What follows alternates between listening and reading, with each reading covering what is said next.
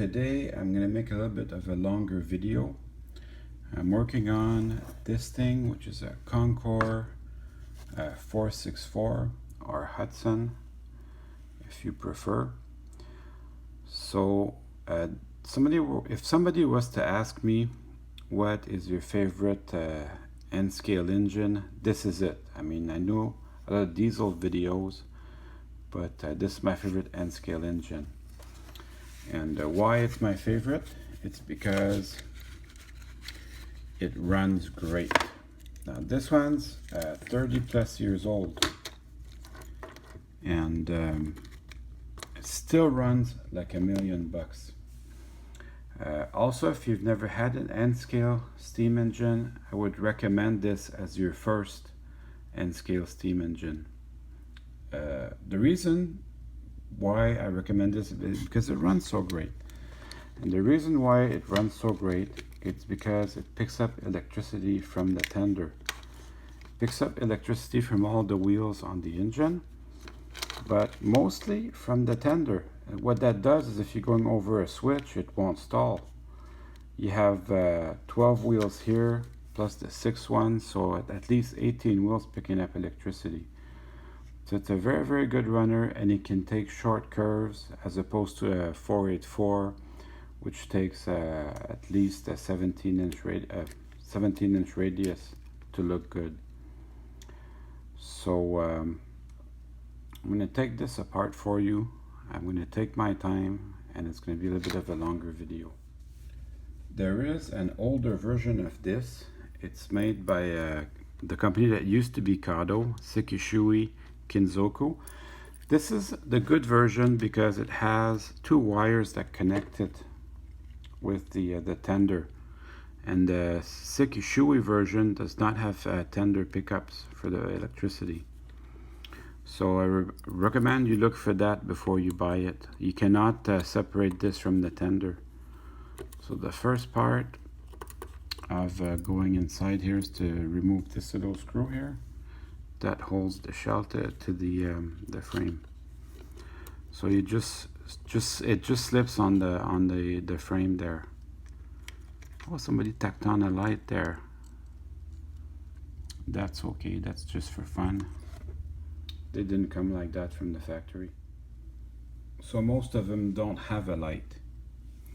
And the wires that go to the tender are soldered in there, so you cannot remove the tender. It was manufactured by Kato but distributed by Concor, and they made every road name. I mean every road name. This is a New York Central prototype. It's a J3a Hudson, but they made them for every road. So you can find them for your favorite railroad. So here I'm going to push on this little tab to release the tender, and the tender, it's once it's out, it's really, there's nothing much to it. So I'm going to finish this off camera. So once you have the 2 tabs out, this comes out very easily. I'll show you the tabs close up so you can have a chance to see it. So there's just these 4 tabs here holding the shell to the tender frame, and it's just a normal shell, but it's very nice. You can see here the tender has contact strips. So this was the first engine ever in history to have these contact strip system. So it was way ahead of its time, and that's why I'm such a big fan of it. You have a weight here that's just held there by gravity, so that's not too hard to remove. And then we're going to work on the valve gear. Now some of these you can find they have missing parts on the valve gear, so that's very unfortunate. You cannot get replacement parts for this, and it's kind of an expensive engine. It has good resale value because honestly it's nice. So this rod here operates the valves. So it's just pressed on there. So pull on it very gently because you do not want to break this. I'm going to do it off camera. I'll show you a close-up. It did not want to come out. So instead of forcing it, I'm going to force behind. This is called the main rod. It's going to force behind the main rod to try and pop it out. And it's the same idea. You go very gently. Now there is a timing. There's a timing to this the valve and the rod. So I'll go over that once I'm ready to reinstall it. So there we go. So also another tip, before you get into this, sweep your floor because it's a very small part. Move my camera a little bit. Can you see that it's squared at the end? So the hole in the main driver here is also a square. So it has only 4 angles where it can go. So I'll go into the timing later. Show you a bit of the detail of the valve gear. So it's very detailed, although simplified. And I'm okay with that. It's actually very good stuff. So I'm going to remove the valve gear rod from the other side. So yeah, sweep your floors before you get into that. If you drop anything on the floor, it's going to be easier to get at, because some of these parts are the size of a grain of sand or a grain of dirt. So it's the same thing. You do not want to be fishing for that. So once I have my my main rod out, this one just comes out. It just glides out of there. See? Beautiful. So this one you can just let it hang there, that's fine. We're gonna do also something that's very tricky. So this is the smallest part of the engine, the pin that holds the rod to the number 1 and 3 drivers. Yeah, by the way, the nomenclature of the engine, I'll try to go as I go. So this is the pilot wheels, the main drivers, and then in the back you have trailing truck, which supports the firebox. So this one you just pry very gently under it. I'm gonna do this off camera so I can concentrate, because I do not want to break this. So that's what it looks like once it's taken apart. It's very simplified, but it looks great when it's running. So all these parts are interchangeable. They're the same from one side to the other. So now let's do some work under the engine. So these 2 screws will allow me to remove, I guess it would be the frame.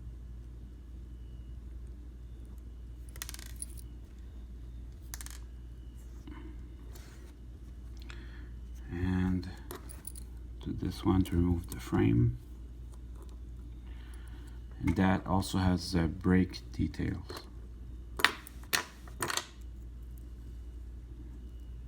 So the longer screw goes to the back and the shorter screw goes to the front. I'm just going to show you the brake detail. So these have been around for a while, 30 plus years, but boy do I ever enjoy them. So there's your trailing truck. You can take this apart. There's just 1 screw there to clean it. It picks up electricity actually. So if you take this apart, be careful to the polarity of the wheels. This picks up from one side of the track, and this front one will pick up from the other side of the track. See, try to refocus that. This side's insulated, and this side picks up electricity. Now on the real engine, the wheels would have been painted black with most of the passenger engines had white tires, and some railroads maintain them religiously. I like to leave these engines as they were made. I just like it like that. But this is good for me to have the engine in that shape, because it's never been fooled around with too much, except for the addition of a light. So this is also the other reason why this runs so well. It's because it has, every wheel has its bearing on the main drivers. So that's why it's such a smooth runner. And I can tell it's got plenty of lubrication already. I don't have to do anything. So these, actually there's a timing to them. They're actually a quarter turn away from each other. I don't even need to take this apart. That's great. If you ever do, when you put it back together, make sure they're all timed together. So I'm not going to take it apart because everything's so great. I'm going to actually put my my brake and my frame back on there, and I'm going to put the screws back on there. There's plenty of lubrication there, so there's nothing to do. And then I'll show you how to get to the rest of the valve gear. And then there's a front pilot too. The front pilot comes out. There's a kit available from Microtrains that allows you to put a coupler in the front. I don't really need to do that because I use it as a passenger engine. Okay, so this retains your pilot. Oh, it's a tough little screw. Tough little screw there. That holds your pilot together. And the pilot just comes out like that. There's your pilot. And these little ladders here, they're a separate piece. It's got some fine details. They're a separate piece. I guess they glued them together there. I'm okay with that. You have air compressors here. Let's see if I can magnify that a little bit. You have air compressors. The air compressors, they make compressed air for the brakes. So on different railroads, they're on different places, but on the New York Central, they're right at the front, just like that. And then these are the main cylinders. This is the valve on the top that actuates the, tells which way to go. And this is the bottom one is where the power is made. This is your cylinder. So these, you can pull them on the side, but pull them very gently.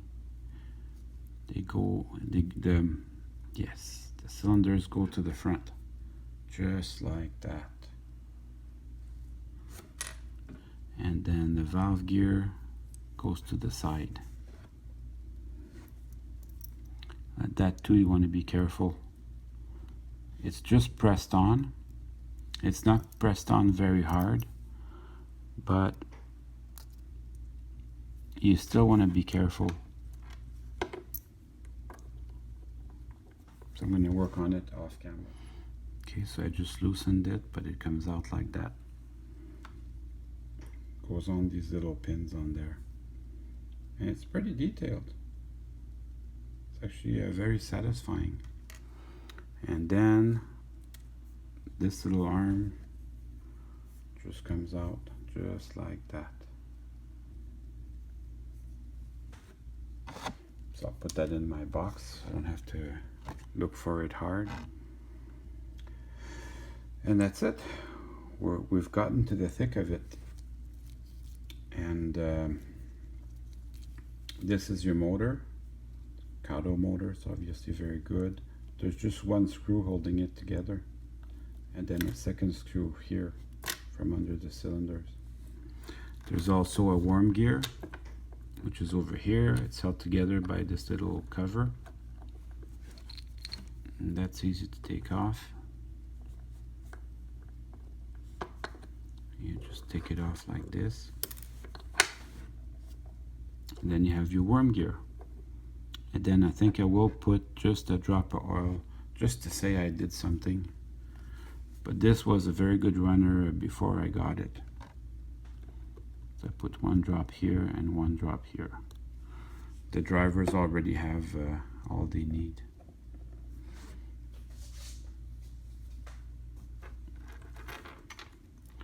So that's it. All I need to do is put it back together. But I'm pretty fussy. I'm going to take the wheels from the tender, I'm going to take them off and just re-clean them. But other than that, we can start putting it back together. Well, now that my wheels are clean, I'm going to want to put it back together. So here's a little tip that I developed over the years. I'll just turn the motor until the bearing where my rod attaches is at the bottom. This will give me more room to work. So you have to be patient because it's very low geared. So you have to give it quite a bit of turns of the motor. So now that all my three bearings are at the bottom there, that's going to make it much easier to work on. So I'm going to bring my parts back in. With the valve gear, with this part here from the valve gear out, it makes it much easier to work on my drivers. Everything's free and clear. So I'm going to take the main rod here. This little thing here, what this does is it allows for the suspension to have some movement. On the N scale, they don't have to have two separate parts. Some engines do, and in HO scale, certainly there's enough room for that. So this is my smallest part there. This. You can tell I've been cutting my grass, so I do not want to lose this. So the technique I've developed is I'll put it in there. I'll just drop it in there. And then I'll use the side rod as a guide to bring it to my bearing.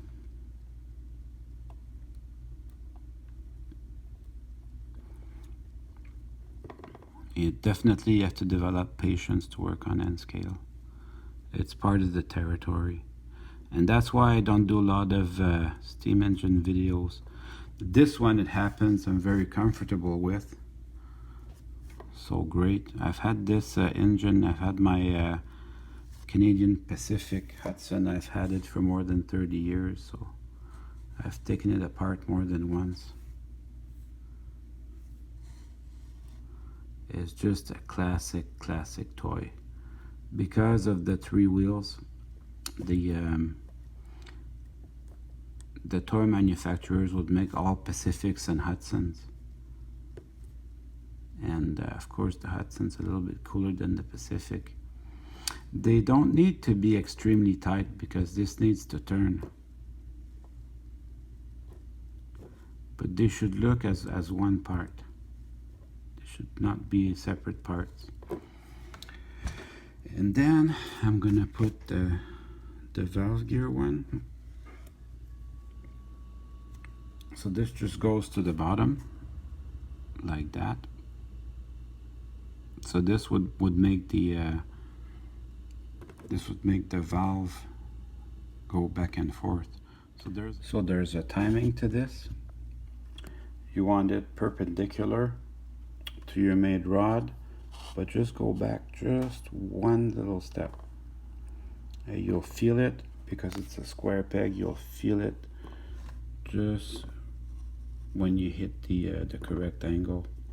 So don't even have that smart, it's all pre-calculated for you. Now I have it just right. I'm just gonna press it in. It doesn't have to go all the way, as long as it's strong enough. It will be great. There. Oh, you know what? I just forgot something major. This rod has to go in first. Very important. Okay, so I have to put my my valve gear back on there before I put the piston rod. So that takes a little bit of patience as usual. No surprise there. You can sort of rest it where it goes, that way it won't have a tendency to come out. So I'll just rest that here so it feels right at home. This goes right over here on its 2 pins. It just presses in there. Your cylinders go back to here, and your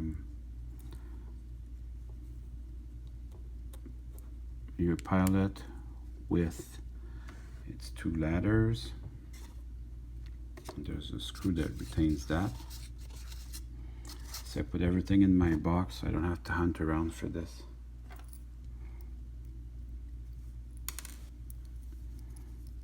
That was a little bit tough once, but now it'll be easy.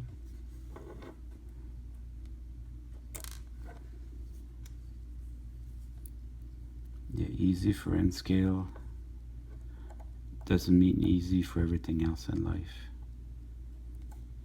N scale, it's a little bit trickier.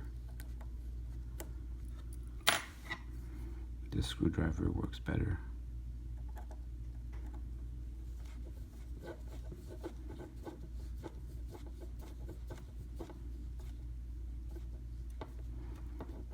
So we're getting there.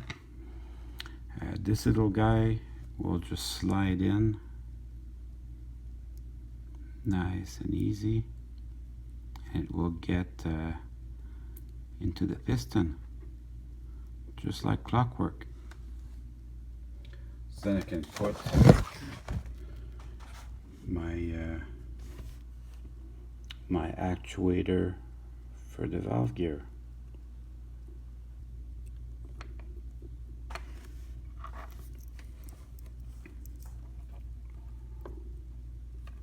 With the main rod.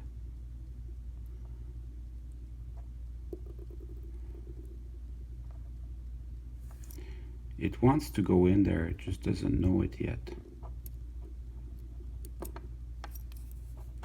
Here we go. That's its true nature, is to go in there. And then I'm going to gently press it in. Well then, that wasn't so bad now, was it? So I'm going to do the other side off camera. So that was the tough part. Now we're on easy street. So I put my my weight back on. So it just sits on there, right where it should go. And I can put my tender. Those 2 wires, you can have them hanging out like that,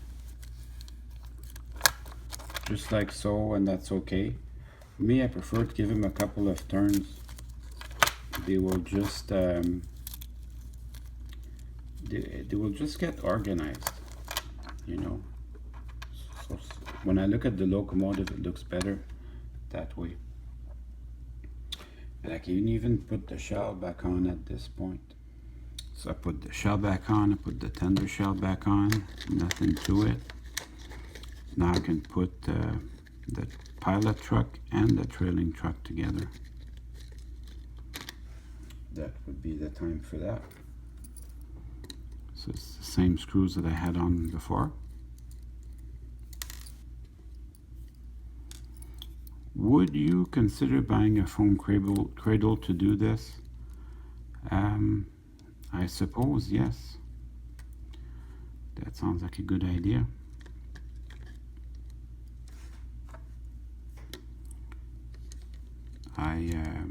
I find that this particular engine, it doesn't have all the details of modern engines. For example, separately applied handrails. So it's pretty sturdy. I'm not afraid to break anything. There's one detail part on it, it's a brass bell, and that is actually pretty sturdy. It's pretty sturdy stuff. I'm just not afraid to break it. Okay, I'm gonna pop the tender shell back on there. So before I finish, I just wanted to go over some of the parts of the locomotive. So this thing has all the bells and whistles. The bells right here. You can see here, this is a steam generator. It's actually a turbines. They had turbines back in those days. The whistle. This holds the screw that keeps the shell together, but it would have been pop valves. This is a steam dome. When the engineer pulls on the throttle, this opens a valve that gets steam into the cylinders here. And then this is the sand dome, so sand for traction. And then there's an air cylinder for the brakes here. And I'm going to show you the other side. On here, around here, there should be injectors, which is one of the details that they omitted. And the air compressors here for the air tank for the brakes. And now it's time to run some trains. Well, I hope you enjoyed this video. Listen to it. It's an exceptionally smooth runner.